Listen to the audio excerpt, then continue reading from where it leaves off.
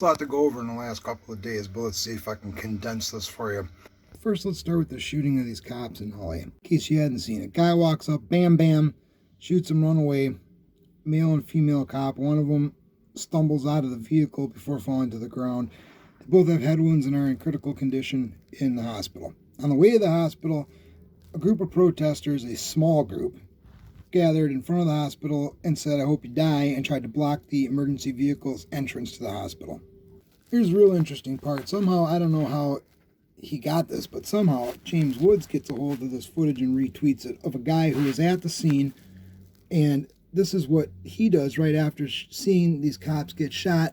Keep in mind, if you wait till this guy flips his camera around, you can see the angle that he's at in relation to the cop car. Nigga just aired the police out, nigga. They just aired the police out, nigga. Hold on, let me turn that up. This the only go up and we come. get.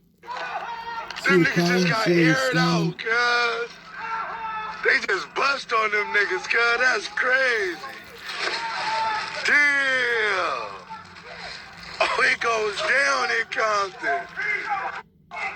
Oh, they just got bust on. Sounds like it's repeating, That but nigga it on does his advance. knees. Just keep watching. Damn. No justice, no peace. Police So just you are got watching. aired out, nigga.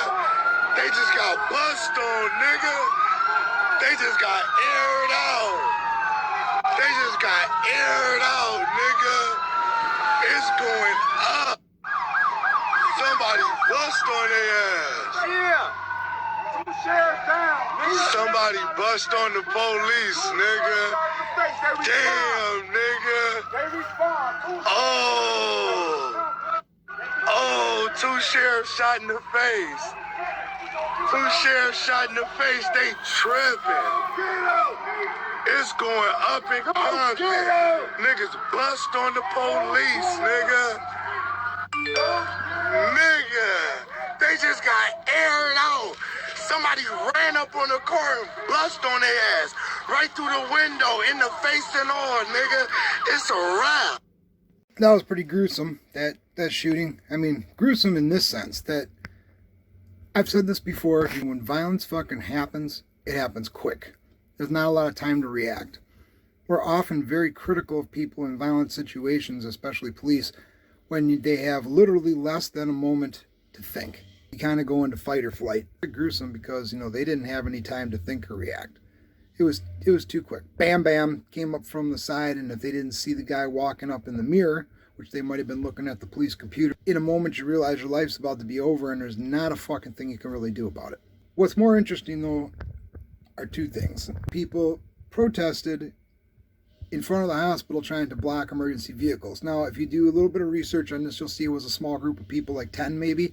So it wasn't like there were 500 people who could have successfully blocked them getting in. Still enough people showed up to say fuck you to the cops that bad that they wanted to try to stop them from going into the ER when they each had a headshot wound.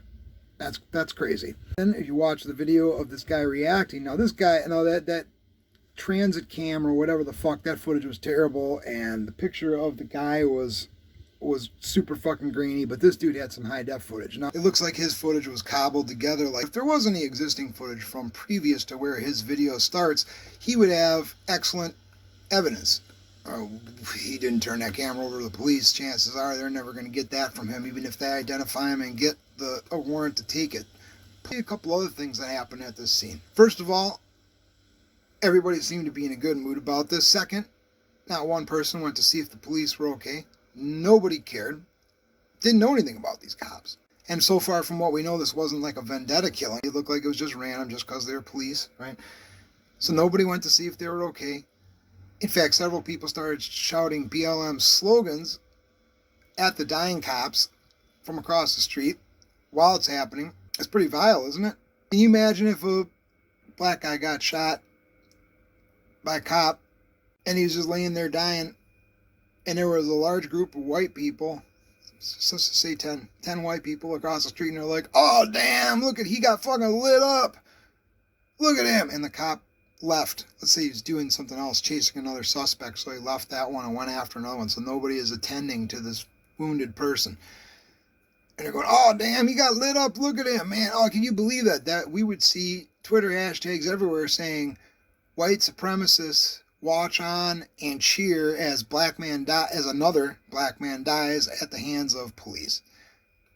But nobody's mad about this at all. One more observation. Notice nobody in that crowd was afraid for their life. Nobody saw this guy shoot, heard the gunshots, and was concerned. Everybody was just like, they were still standing there. They weren't crouching down. They were taking cover. They weren't worried for even a moment that this guy was going to turn and decide to shoot at them or come that direction. They were positive that wasn't going to happen. Right? Because this isn't the way that people react to gunshots. I've been in areas where there have been gunshots. And even after the shooter's fucking gone, having run away, people still cower down, hide behind shit, say, let's just wait here for a minute till the police come. That's how people usually react when they see a live shooting. Let me pose this hypothetical to you. So now this guy shoots, bang, bang, he starts to run toward the rear of the vehicle. Somebody chases after him and decides that they are going to disarm him because he just murdered somebody. So they try to stop him. And while they're taking him down, so they catch him, they take him down to the ground, and while they're trying to subdue this guy who is just a shooter, they get shot and killed. Then the guy who shoots the LA cops here, let's say he gets caught, and they put the charge of murder, attempted murder on him for the police, and then they put another murder charge on him for killing the person who tried to take his gun away, kill him, stop him.